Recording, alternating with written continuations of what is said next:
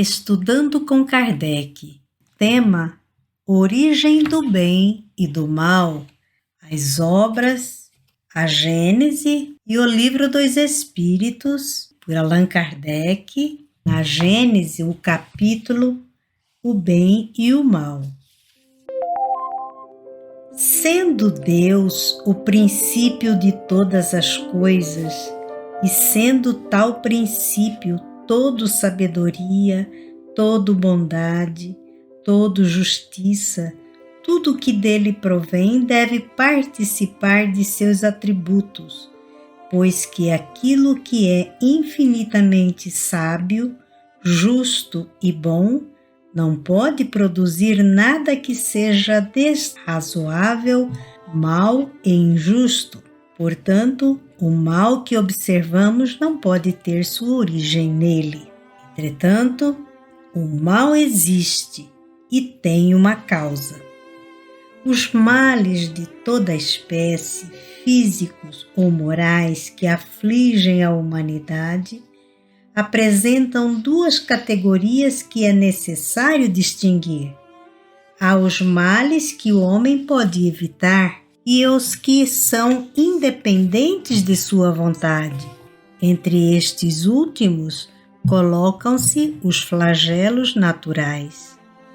O homem, cujas faculdades são limitadas, não pode penetrar nem abarcar o conjunto das finalidades do Criador.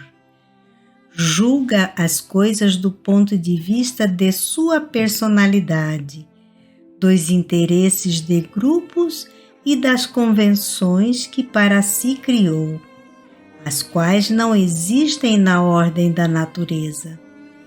É por isso que ele frequentemente encontra coisas más e injustas, as quais consideraria justas e admiráveis se percebesse suas causas, sua finalidade e o resultado final.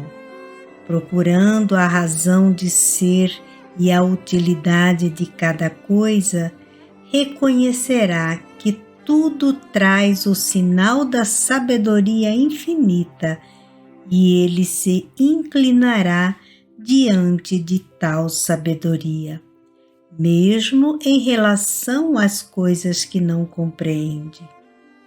O homem recebeu como partilha uma inteligência com cujo auxílio pode anular ou pelo menos em grande parte atenuar os efeitos de todos os flagelos naturais. Quanto mais saber adquire e mais avança em civilização, menos são desastrosos tais flagelos. Com uma organização social sabiamente previdente, poderá até mesmo neutralizar as suas consequências, uma vez que não as poderá evitar totalmente.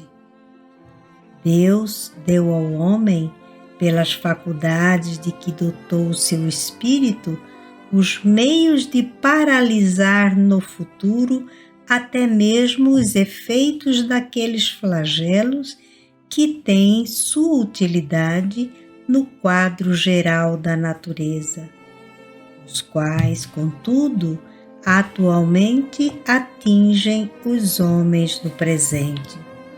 É assim que ele saneia os terrenos insalubres, neutraliza os miasmas pestilentos, fertiliza os terrenos incultos e exerce seu engenho na preservação das inundações.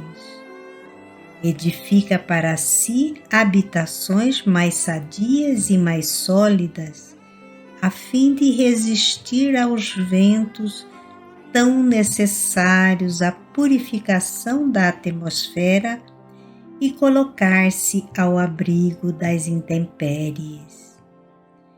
É assim, enfim, que pouco a pouco a necessidade o estimula à criação das ciências, com cujo auxílio melhora as condições de habitabilidade do globo e aumenta a soma do seu bem-estar.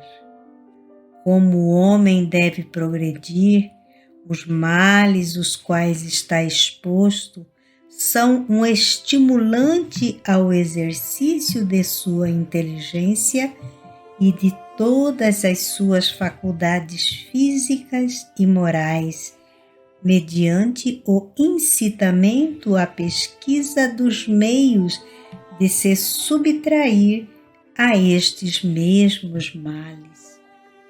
A dor é o aguilhão que empurra o homem para a frente na via do progresso.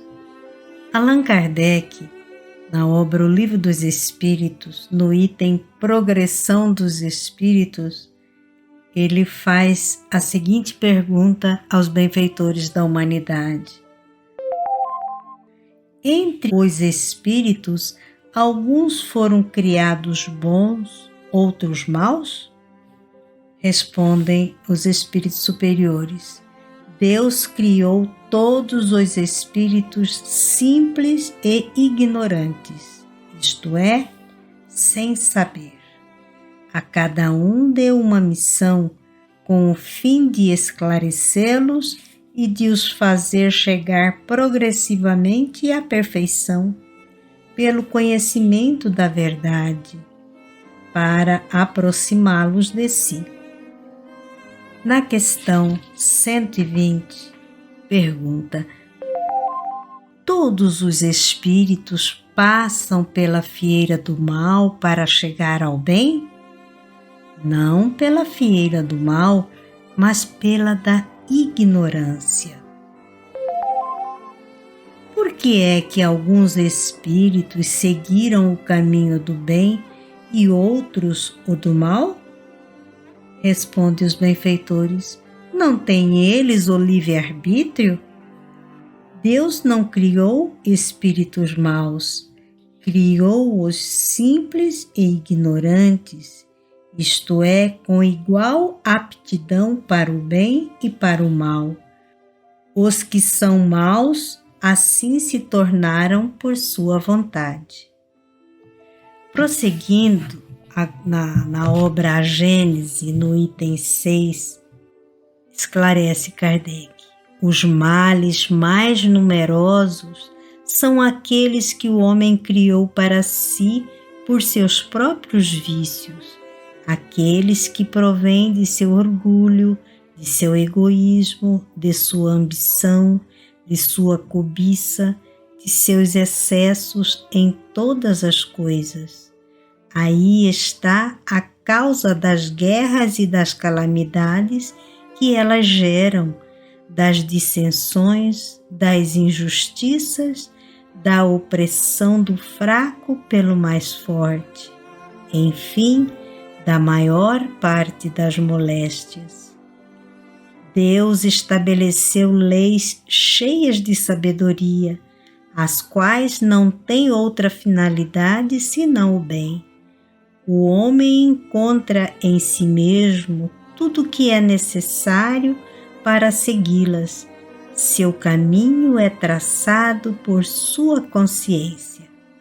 A lei divina está gravada em seu coração. Além disso, Deus faz lembrar estas leis sem cessar, por seus messias e seus profetas, por todos os espíritos encarnados que receberam a missão de esclarecê-lo, moralizá-lo, aperfeiçoá-lo e, nestes últimos tempos, pela multidão de espíritos desencarnados que se manifestam em todos os lugares. Se o homem se conformasse rigorosamente com as leis divinas, não é duvidoso que evitaria os males mais amargos e que viveria feliz sobre a terra. Se não o faz, é em virtude de seu livre-arbítrio, e disso ele sofre as consequências.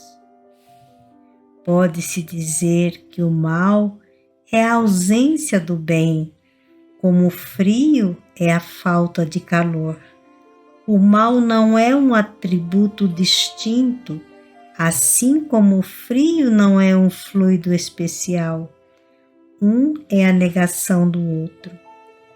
Onde o bem não existe, forçosamente existe o mal.